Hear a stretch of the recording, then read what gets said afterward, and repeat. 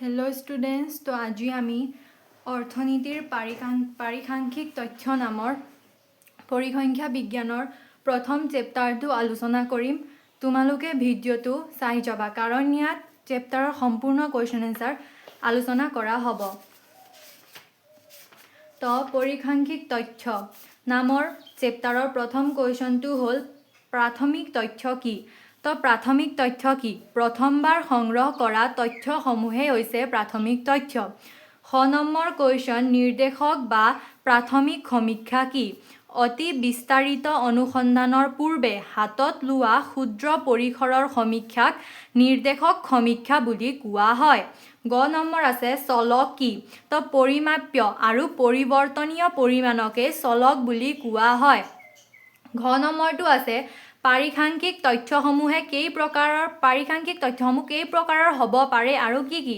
তো পাৰিসাংখ্যিক তথ্যসমূহ দুই প্ৰকাৰৰ হ'ব পাৰে, সেইবোৰ হ'ল প্ৰাথমিক তথ্য আৰু গৌণ তথ্য। তো এই দুই প্ৰকাৰৰ পাৰিসাংখ্যিক তথ্যৰ বিষয়ে আমি পাছৰ কোৱেশ্চনবোৰত বহলাই আলোচনা কৰিম।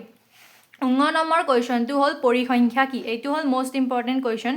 তো একবচনত পৰিসংখ্যা হ'ল তথ্যপাতি সংগ্ৰহ আৰু বৰ্গীকৰণৰ বিজ্ঞান। বহুবচনত পৰিসংখ্যা বিজ্ঞান হ'ল প্ৰণালীবদ্ধভাৱে সংগ্ৰহ কৰা কেতবোৰ তথ্যপাতি। প্ৰথম ৬ নম্বৰ এনসাৰটো হ'ল পৰিমাণগত অৰ্থনীতি কি? তো অৰ্থনীতিৰ মাৰ্গৰ আৱশ্যকতাৰ ভিত্তিত অৰ্থনীতিৰ যিটো শাখা গঢ় লৈ উঠিছে সেই শাখাটোৱেই হ'ল পৰিমাণগত বা জোখ-মাখ ভিত্তিক অৰ্থনীতি। ইয়াৰ পাছত আছে পাৰ্থক্য দেখুওৱা প্ৰাথমিক আৰু গৌণ তথ্য। তো প্ৰথমবাৰ সংগ্ৰহ কৰা তথ্যসমূহক প্ৰাথমিক তথ্য বোলে। এইবোৰ মৌলিক তথ্য, আনহাতে গৌণ তথ্যখিনি প্ৰাথমিক তথ্যৰ ভিত্তিতহে যুগুত কৰা হয়। প্ৰাথমিক তথ্যসমূহ কেঁচা সামগ্ৰী, আনহাতে গৌণ তথ্যসমূহ চূড়ান্ত সামগ্ৰী। প্ৰাথমিক তথ্যত ভুলৰ সংখ্যা কম, আনহাতে গৌণ তথ্যত ভুলৰ সংখ্যা বেছি। যদি তোমালোকক প্ৰাথমিক তথ্য আৰু গৌণ তথ্যৰ ডেফিনেশ্যনটো দিব আহে, তেতিয়া প্ৰাথমিক তথ্য হ'ব প্ৰথমবাৰ সংগ্ৰহ কৰা তথ্যসমূহক প্ৰাথমিক তথ্য বোলে, আনহাতে গৌণ তথ্যটো হ'ব যিবোৰ তথ্য প্ৰাথমিক তথ্যৰ ওপৰত ভিত্তি কৰি সংগ্ৰহ কৰা হয় সেইবোৰ তথ্যকে গৌণ তথ্য বোলে। তাৰ পাছত আছে অনুসূচী আৰু প্ৰশ্নাৱলী। অনুসূচীখন দীঘলভাৱে লিপিবদ্ধ থাকে, আনহাতে প্ৰশ্নাৱলীখন চমুকৈ লিপিবদ্ধ থাকে।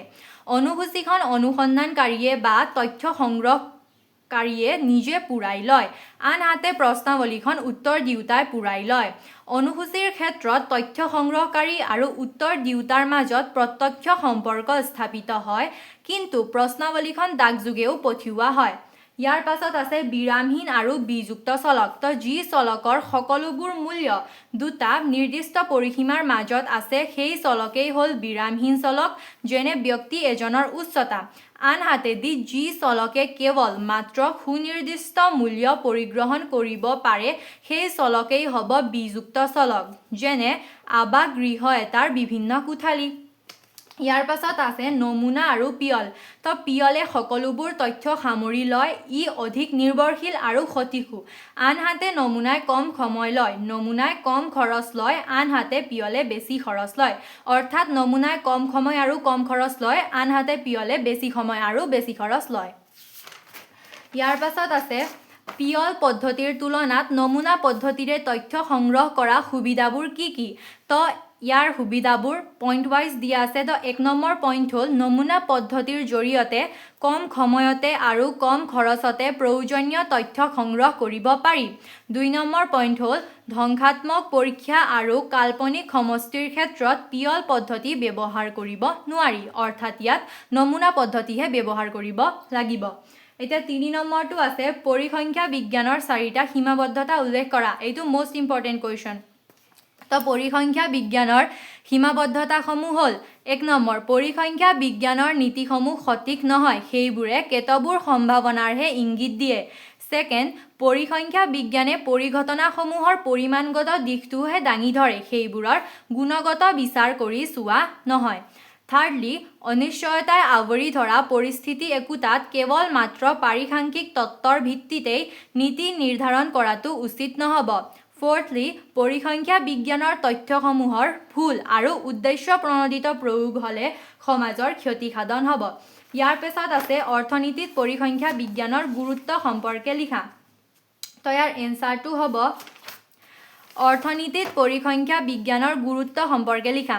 এনচাৰ: অৰ্থনীতিত পৰিসংখ্যা বিজ্ঞানৰ গুৰুত্ব অনস্বীকাৰ্য। প্ৰথমতে, ৰাষ্ট্ৰ একোখনৰ অৰ্থনৈতিক উন্নয়নৰ হাৰ আৰু গতি বিশ্লেষণ কৰিব লাগিলে যাৱতীয় তথ্যপাতি সংগ্ৰহ কৰি সিবোৰৰ বৰ্গীকৰণ হ'ব লাগিব।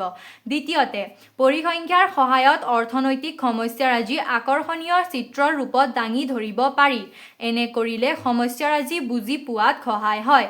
তৃতীয়তে, অসংখ্য তথ্যপাতিৰ মাজত দিশহাৰা নহৈ নিৰ্দিষ্ট পাৰিসাংখ্যিক সূত্ৰৰ সহায়ত সেইবোৰ তথ্যপাতি সংক্ষিপ্ত ৰূপত দাঙি ধৰিব পাৰি। মাধ্য, মাধ্যিকী আৰু বহুলকৰ সহায়ত তথ্যপাতিৰ সংক্ষিপ্তীকৰণ হয়। চতুৰ্থতে, দুটা অৰ্থনৈতিক পৰিঘটনাৰ সম্পৰ্ক বিশ্লেষণ কৰি চাওঁতে পাৰিসাংখ্যিক কৌশল অৱলম্বন কৰিব পাৰি। উদাহৰণস্বৰূপে, সামগ্ৰী এটাৰ দাম বৃদ্ধি হ'লে সামগ্ৰীটোৰ চাহিদা হ্ৰাস হয়। যদিহে অৱস্থাৰ একো পৰিৱৰ্তন নহয়। দাম আৰু চাহিদাৰ সম্পৰ্কটো পৰিসংখ্যাৰ সহায়ত ব্যাখ্যা কৰিব পাৰি। পঞ্চমতে, সঠিক, শেহতীয়া আৰু বিজ্ঞানসন্মত তথ্যপাতিৰ ভিত্তিত কেতবোৰ অৰ্থনৈতিক ভৱিষ্যবাণী কৰিব পাৰি। উদাহৰণস্বৰূপে, ভাৰতবৰ্ষত বছৰি জনসংখ্যা বৃদ্ধিৰ হাৰ 1.93 হ'লে অহা 5 বছৰত খাদ্য সামগ্ৰী, স্বাস্থ্যসেৱা আৰু শিক্ষা সেৱাৰ চাহিদা কিমান বাঢ়িব তাৰ এক থুলমূল ধাৰণা পৰিসংখ্যাৰ সহায়ত নিশ্চয় কৰিব পৰা যায়। ষষ্ঠতে, তথ্যপাতিৰ ভিত্তিত সুদৃঢ় নহ'লে পৰিকল্পনাৰ বিভিন্ন আঁচনিসমূহৰ সাফল্য নিৰূপণ কৰাটো অসম্ভৱ হ'ব। তো এইটো আছিল অৰ্থনীতিত পৰিসংখ্যা বিজ্ঞানৰ গুৰুত্ব। ইয়াৰ পাছত আছে পাৰিসাংখ্যিক তথ্যই সম্পাদন কৰা 4টা প্ৰধান কাৰ্য। তো ইয়াৰ এনচাৰসমূহ হৈছে: পাৰিসাংখ্যিক তথ্যই সম্পাদনা কৰা কাৰ্যসমূহ হ'ল, ইয়াত 4টা বুলি দিয়া আছে, মই ইয়াত 6টামান দিছোঁ, তোমালোকে যোনটো ইজি পোৱা সেই 4টা লিখিলেই হ'ল। তো 5 নম্বৰ, পৰিসংখ্যাই তথ্যপাতি সুনিৰ্দিষ্ট আৰু প্ৰণালীবদ্ধভাৱে দাঙি ধৰাত সহায় কৰে।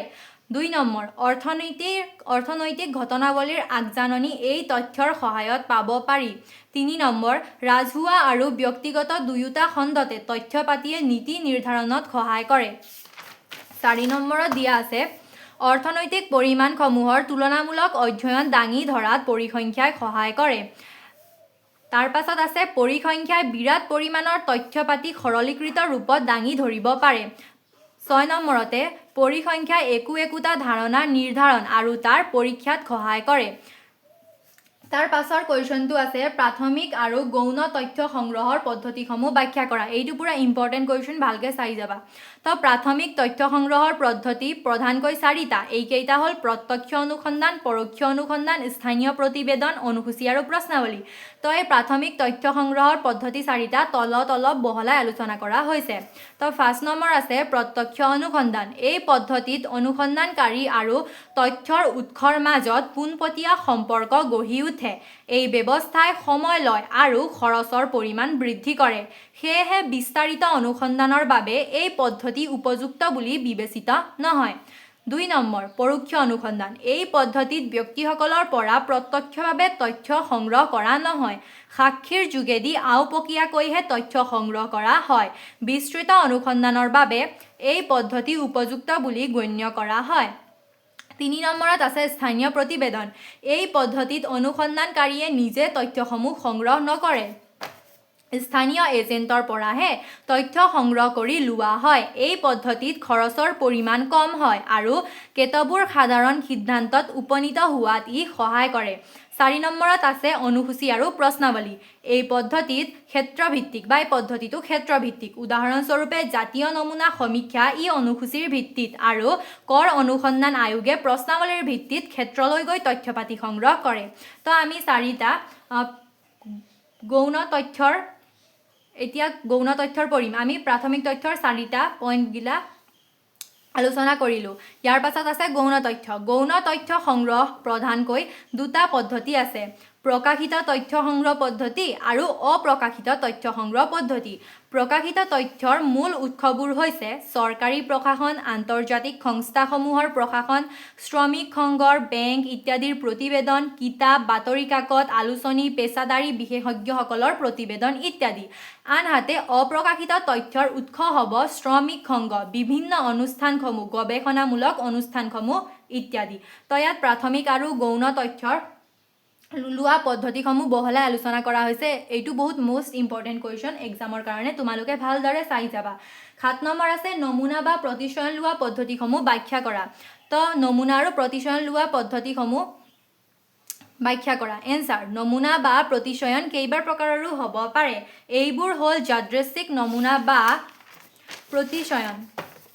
প্ৰতিচয়ন প্ৰণালীবদ্ধ নমুনা বা প্ৰতিচয়ন থুপীকৃত নমুনা বা প্ৰতিচয়ন আৰু উদ্দেশ্যধৰ্মী বা অভিপ্ৰায়িক নমুনা বা প্ৰতিচয়ন সঘনে ব্যৱহাৰ হোৱা নমুনা বা প্ৰতিচয়ন হ'ল যাদৃচ্ছিক নমুনা লোৱা এই পদ্ধতিত তথ্যৰাশিৰ প্ৰতিটো সংখ্যাৰে বাছনি উঠাৰ সম্ভাৱনীয়তা থাকে অৰ্থাৎ আমি ইয়াত লটাৰী খেলৰ উদাহৰণ ল'ব পাৰোঁ যেতিয়া সমষ্টিটো সমজাতীয় হয় তেতিয়া এই পদ্ধতিটো অধিক সুবিধাজনক হয় চিঠি খেল বা লটাৰী পদ্ধতি বা যাদৃচ্ছিক সংখ্যাৰ তালিকাৰ সহায়ত যাদৃচ্ছিক নমুনা সংগ্ৰহ কৰা হয় লটাৰী বা চিঠি খেল পদ্ধতিত প্ৰতিটো সংখ্যাৰ বাবে এটুকুৰাকৈ কাগজ থাকে এই কাগজৰ টুকুৰাবোৰ পাত্ৰ এটাত ভৰাই জোকাৰি দিয়া হয় যিমানটা টুকুৰাৰ প্ৰয়োজন হ'ব সিমানখন টুকুৰা কাগজ টানি উলিয়ালে যাদৃচ্ছিক নমুনা পোৱা যাব আনটো পদ্ধতিত যাদৃচ্ছিক নমুনাৰ তালিকা এখন লৈ তালিকাখনৰ যিকোনো এটা পৃষ্ঠাত দিয়া সংখ্যাবোৰ স্তম্ভৰ ৰূপত বা শাৰী শাৰীকৈ সজাই ল'লে যাদৃচ্ছিক নমুনা সংগ্ৰহ কৰা হয়